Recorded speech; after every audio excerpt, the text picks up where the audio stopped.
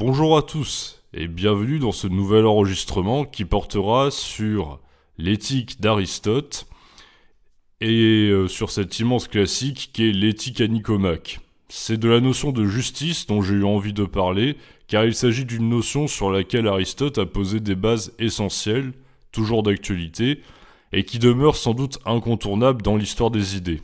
En effet, on suppose que la justice est synonyme d'impartialité. On la représente d'ailleurs par une femme aux yeux bandés, tenant une balance, représentant Thémis, la déesse de la justice. Autrement dit, on sait que l'on a affaire à une justice équitable lorsque l'on a droit au même traitement devant un tribunal que le mafieux du coin, nous, qui sommes un individu totalement ordinaire, ayant simplement trop bu un soir et ayant blessé accidentellement quelqu'un sous l'emprise de l'alcool, à la suite d'une soirée arrosée par exemple. Et si c'était plus compliqué que cela, justement, et si la justice n'était pas nécessairement synonyme d'une égalité réduite à une certaine forme d'impartialité? La réponse semble évidente, bien sûr qu'une injustice en tant qu'institution en est une, à la seule condition qu'elle ne fasse pas de préférence au cas par cas.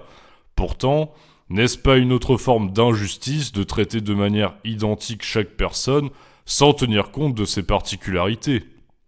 Si une personne trahit son pays par lâcheté et par faiblesse, par exemple, alors qu'elle avait été reconnue comme un héros de guerre avant cela, est-il juste de lui donner une peine aussi lourde que n'importe qui, alors qu'elle a énormément contribué au bien commun par le passé? C'est à ce genre de questionnement et de problèmes concrets que servent à répondre les différentes distinctions qui peuvent être faites entre différentes formes de justice et que l'on retrouve dans l'éthique à Nicomaque au livre 5 notamment. Mais avant d'en venir à Aristote, je vais faire un petit détour par Platon, car c'est peu connu, mais c'est à lui que l'on doit une distinction fondamentale qui n'est pas sans rapport avec les diverses analyses que l'on aura l'occasion d'aborder chez Aristote. En tout cas, on retrouvait déjà une distinction clé dont on va avoir l'occasion de reparler ensuite chez Platon. Il s'agit d'une distinction entre égalité arithmétique et égalité géométrique. Et cette distinction de Platon, nous la retrouvons dans son ouvrage Les Lois, dont j'ai parlé récemment, au livre 6 en 756e, 758a. Il y a donc une égalité arithmétique et une égalité géométrique. Si l'égalité arithmétique consiste à donner à chacun la même chose de façon impartiale, pourrait-on dire, l'égalité géométrique, au contraire, consiste à ajuster la distribution d'un bien ou d'un mal selon la valeur de la personne concernée. On ne donne pas à tout le monde le même traitement, mais on l'ajuste. Par exemple, une personne qui commet une faute ne sera pas jugée de la même façon selon le fait qu'il s'agisse d'un scélérat notoire ou d'un bon père de famille irréprochable qui participe activement à la vie de la cité. Platon n'apprécie guère la première forme d'égalité, car il estime que la démocratie athénienne, ayant recours à celle-ci, l'égalité arithmétique, en voulant faire abstraction de la notion de mérite dans la manière de déterminer ce qui est dû aux uns ou aux autres, en est venue à supprimer du même coup la compétence. En effet, la façon dont fonctionnait la démocratie athénienne, vous le savez déjà sûrement, était basée sur le tirage au sort et les citoyens qui étaient invités à venir délibérer pour prendre d'importantes décisions n'avaient pas nécessairement de compétences politiques particulières, ce qui pouvait entraîner des échecs cuisants par la suite. L'un des plus notables étant la condamnation à mort de Socrate ou encore une défaite militaire cuisante face à Sparte. En voulant mettre sur un même plan les individus, en pratiquant une égalité abstraite et qui se veut impartiale, l'égalité dite arithmétique, ce n'est pas la paix et la bienveillance qui sont assurées pour Platon, mais au contraire, le trouble et les conflits. Le tirage au sort devrait au mieux être un outil au service de l'égalité dite géométrique, selon Platon, pour choisir entre différents magistrats dont les compétences se valent. On ne sait pas trop lequel choisir, on en a plusieurs sous la main, dont le CV est tout aussi enviable, voilà. Mais on sait qu'ils sont de compétences égales, le tirage au sort nous permettra de prendre une décision et d'en choisir un ou deux dans le lot. Donc, au mieux, voilà, ça devrait être un outil pour prendre une décision quand on sait pas qui choisir, mais ça ne doit pas devenir une norme, en fait, pour choisir, et surtout pas pour choisir un représentant parmi plein de citoyens, hein. Donc, on constate donc que fonder la justice sur une forme d'égalité arithmétique qui assure la même distribution des charges aux individus dans une perspective politique est immédiatement problématique. Procéder ainsi, c'est faire abstraction des particularités individuelles, et en apparence c'est noble, mais c'est aussi supprimer autant la notion de mérite que celle de compétence. Et tôt ou tard, cela fait désordre, d'après Platon, qui condamne fermement une démocratie absolue où tout citoyen serait artificiellement désigné comme l'égal de n'importe quel autre citoyen. Hein, j'ai déjà expliqué dans d'autres enregistrements pourquoi pour Platon c'était une arnaque. Bon, dans les faits, nous sommes tous différents, et donc notre place dans une cité qui est le lieu de la vie politique et de toute vie concrète et réellement humaine doit être attribuée selon ce que nous sommes et ce que nous faisons.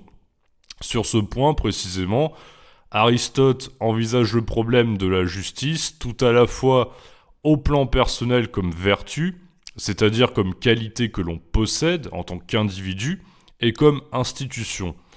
Pour Aristote, il ne peut pas y avoir de vie heureuse sans justice, pas plus qu'il ne peut y avoir une cité unie et harmonieuse sans cette dernière, le bonheur individuel passant par le bonheur commun et correspondant au plus haut niveau à celui de la contemplation pour une élite aristocratique qui ne manque de rien. Hein, il faut avoir du temps libre, et on ne peut avoir du temps libre que si on vit dans la cité, où justement on peut bénéficier du travail des autres. En effet, en agissant justement, nous sommes en paix avec notre prochain, avec nous-mêmes. C'est en développant les différentes vertus dont parle Aristote dans son Éthique à Nicomaque que nous avons une chance de cohabiter avec notre prochain et de satisfaire les différents besoins que nous pouvons avoir tout en libérant du temps libre pour penser. J'ai déjà expliqué ces points-là de manière plus détaillée dans d'autres enregistrements si ça vous intéresse. Il convient de rappeler avant toute chose que la vertu a déjà été définie par Aristote au livre 2 de l'Éthique comme médiété, c'est-à-dire comme juste milieu. Il faut trouver le juste milieu dans nos actions lorsque nous délibérons en vue d'une fin. La voie du juste milieu est la bonne, et c'est elle qui est vertueuse. L'exemple typique de la vertu, c'est celle du courage qui fait partie des 4 vertus cardinales. Le courageux n'est ni peureux, ça sera un manque de courage, ni téméraire, ça sera un excès de courage. La vertu se situant donc toujours entre le défaut, le pas assez, et l'excès, le trop. Hein. La justice, elle aussi, est donc affaire de juste mesure et fait partie de 4 grandes vertus cardinales présentes chez Aristote comme disposition permettant d'accomplir des actions propres à atteindre le bonheur, le courage, la tempérance, la justice et la prudence. La prudence est à la fois théorétique et pratique, car elle est de nature intellectuelle, mais nécessite la pratique régulière d'actes prudents. Seule la sagesse ou science est une vertu exclusivement théorétique, car elle consiste dans le développement du savoir et consiste en la connaissance des premiers principes dont font partie les causes. Connaître une chose, c'est en connaître la cause, selon Aristote. On remarquera que ces 4 vertus que j'ai pris ici en exemple sont des vertus liées les unes aux autres. Quelqu'un d'intempérant ne se contrôle pas et cède à des plaisirs qui ne lui profiteront pas durablement. Il ne peut donc pas être prudent. La prudence consistant dans l'anticipation des conséquences de nos actes, permettant de bien gouverner sa cité au niveau politique et de bien diriger sa famille lorsque l'on est simplement père de famille. Hein, si je peux pas me contrôler, je peux pas être prudent. Et en même temps, si je suis pas prudent, peut-être que je suis pas non plus vraiment tempérant, vous voyez. Bon. Aristote va préciser au livre 5 de l'Éthique à Nicomaque ce qu'il entend par justice, en commençant par aborder la justice en tant que vertu. et à la considérer sur un plan individuel comme très basiquement le contraire de l'injustice qui est le propre de l'homme injuste. Je cite Aristote, citation extraite du chapitre 2 du livre 5. On considère généralement comme étant injuste à la fois celui qui viole la loi, celui qui prend plus que son dû, et enfin celui qui manque à l'égalité. De sorte que de toute évidence, l'homme juste sera à la fois celui qui observe la loi et celui qui respecte l'égalité. Le juste, donc, est ce qui est conforme à la loi et ce qui respecte l'égalité, et l'injustice, ce qui est contraire à la loi et ce qui manque à l'égalité. Fin de citation. Aristote ne se questionne pas vraiment ici sur le critère qui fonde la loi, mais plus sur l'attitude que l'on a par rapport à la loi. On est juste si l'on agit dans les limites de ce qui est légal, on est injuste si l'on agit dans l'illégalité. Mais justement, Aristote parle ici de loi qui n'entrerait pas en contradiction avec l'égalité de traitement dont doivent disposer les individus. Je suis juste si je traite mon autre comme un égal, et il se trouve que la loi met tout en œuvre pour m'en empêcher de traiter l'autre comme quelqu'un dont je dispose et qui n'est pas mon égal. Donc c'est pour cela qu'elle interdit l'homicide, le vol ou encore le viol par exemple. Un peu plus loin, Aristote précise sa définition en introduisant l'idée de proportion. La justice est affaire de proportion dans la mesure où elle consiste à ne pas prendre plus que ce qui nous revient et suffisamment peu pour en laisser aux autres, mais aussi suffisamment pour pouvoir ne pas manquer soi-même et s'infliger une injustice. Vous voyez, pour illustrer ça, il faut imaginer un gâteau. Bon je prends ma part du gâteau et j'en laisse aux autres. Vous voyez, je vais pas tout manger, m'empiffrer. Bon, mais en même temps, je vais me prendre une part assez conséquente pour me nourrir. Faut pas exagérer. Donc la justice, c'est vraiment une question de juste mesure et de proportion. Donc oui, pour Aristote, on n'est pas seulement juste ou injuste envers les autres. Ça, c'est intéressant. On peut également l'être envers soi. Si l'on est injuste envers soi-même, on n'est pas juste envers les autres. Vous voyez ? Par exemple, si j'emprunte régulièrement de l'argent aux autres ou des biens qui me manquent, mais que je ne leur donne jamais rien en retour, lorsque ceux-ci me le demandent, je suis injuste par avarice, qui est un vice en tant que défaut de générosité, et il n'est pas rare de tomber un jour sur un gros radin, ou un gros rat, comme le diraient certains de mes élèves, c'est même plutôt commun. Le radin prend plus que ce qui lui est dû, et ne contribue pas suffisamment à l'effort commun au collectif, car il refuse de donner de sa personne ou de ses biens en vue de l'intérêt commun. Ou alors, il veut en donner le moins possible, et il va déménager quelque part où il est sûr de payer moins d'impôts, si on actualise un peu la pensée d'Aristote. Donc l'homme injuste, pour Aristote, prend plus que son dû, et moins que sa part de maux, mais il est aussi possible, même si ça paraît absurde, d'être injuste envers les autres en étant injuste envers soi-même, en se mettant dans une posture de martyr. Je me dévoue corps et âme pour les autres, je leur donne tout ce que j'ai, mais je leur donne trop, alors qu'ils ne m'ont rien demandé. À un point tel que j'en viens à me mettre moi-même dans une situation de manque. Vous voyez ? Je prends plus que nécessaire dans ma part de maux et pas assez dans ma part de bien. On peut donc être injuste, en un sens moins préjudiciable certes, en étant injuste envers soi-même, même si ce n'est pas très courant, et moins condamné a priori, mais on voit bien que c'est là que la justice est une vertu exigeante, car elle vise l'équilibre dans les rapports et échanges mutuels entre membres d'un même corps politique.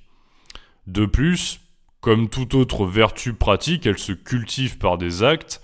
De la même façon que des actes injustes répétés forment un caractère vicieux et injuste, qu'il sera difficile de corriger par la suite, de la même manière, des actes justes répétés forment le caractère vertueux et juste du bon citoyen. Se pose alors la question du traitement des actions individuelles par le biais de la justice, qui demeure incarnée par le juge que Aristote qualifie de « justice vivante », chargée de restaurer l'égalité. La justice est également une exigence lorsque l'on est lésé par quelqu'un et que l'on nous a donc pris ce qui nous revenait de droit et qui était nôtre. Aristote revient sur les conceptions de la justice que nous avons abordées avec Platon et se positionne par rapport à celle-ci au chapitre 7 du livre 5 de l'Éthique à Nicomaque, dont je vais vous citer un extrait. Le juste distributif des biens possédés en commun s'exerce toujours selon la proportion dont nous avons parlé, puisque si la distribution s'effectue à partir de richesses communes, elle se fera suivant la même proportion qui a présidé aux apports respectifs des membres de la communauté, et l'injuste opposé à cette forme du juste est ce qui est en dehors de la dite proportion. Au contraire, le juste dans les transactions privées, tout en étant une sorte d'égal, et l'injuste une sorte d'inégal, n'est cependant pas l'égal selon la proportion de tout à l'heure, mais selon la proportion arithmétique. Peu importe en effet que ce soit un homme de bien qui ait dépouillé un malhonnête homme, ou un malhonnête homme un homme de bien, ou encore qu'un adultère ait été commis par un homme de bien ou par un malhonnête homme, la loi n'a égard qu'au caractère distinctif du tort causé et traite les parties à égalité, se demandant seulement si l'une a commis et l'autre subit une injustice, ou si l'une a été l'auteur et l'autre la victime d'un dommage. Fin de citation. On peut donc voir ici se dessiner une distinction fondamentale entre justice distributive et justice corrective, la première consistant à distribuer à chacun selon son dû et donc proportionnellement à ce qu'elle apporte au bien commun. Selon cette justice, le citoyen aura alors une part du gâteau, une part des richesses communes de la cité sous la forme d'un gain, proportionnel à ce qu'il apporte à cette dernière par exemple. La justice distributive est donc valable lorsqu'il s'agit de la distribution de biens, car il serait injuste que tout le monde bénéficie exactement de la même richesse ou des mêmes revenus quoi qu'il fasse, et quel que soit son rôle au sein même de la cité. Voyez ? En revanche, la justice corrective devient indispensable lorsqu'il s'agit de rééquilibrer un déséquilibre, et donc une injustice, c'est facile à retenir, hein, la justice distributive elle distribue, la justice corrective elle corrige, donc il faut qu'il y ait quelque chose à corriger. Il faut qu'il y ait un déséquilibre. Donc la justice corrective, elle intervient lorsqu'une injustice est commise par un membre de la cité qui a pris plus que ce qu'il devait avoir en volant quelqu'un ou en le blessant grièvement par exemple. Le rôle de la justice dite corrective va donc être d'établir qui a commis l'injustice et qui a subi cette dernière, et de s'assurer que l'on prenne à la personne ayant commis une injustice de quoi dédommager le mal subi par la personne lésée. Par exemple, si une personne cambriole une autre personne, elle doit lui rendre la totalité de ses biens et même un peu plus que ce qu'elle lui a pris afin de compenser les désagréments encourus par de tels actes. C'est cela la justice, et cette justice est fondée sur l'égalité à deux niveaux. D'abord, comme je l'ai expliqué, au niveau de la part de bien et de mal qui doivent demeurer équilibrés entre les membres d'une même cité, la justice vise l'égalité comme milieu entre le trop peu et le trop plein et s'assure que les membres de la cité conservent ce qui leur est dû. De cette façon, la justice corrective intervient pour s'assurer que la distribution de la justice distributive ne soit pas entravée par les actes injustes des uns et des autres. Vous voyez, c'est complémentaire, c'est-à-dire que il y a des richesses communes, il y a des biens qui sont mis à la disposition de chacun.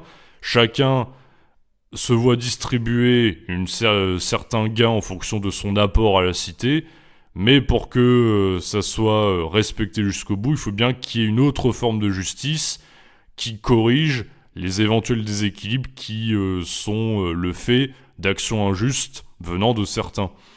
Mais là où l'indifférenciation aurait entraîné l'injustice, dans le cadre de la justice distributive, elle devient nécessaire dans le cadre de la justice corrective, car elle permet d'assurer le dédommagement des personnes lésées.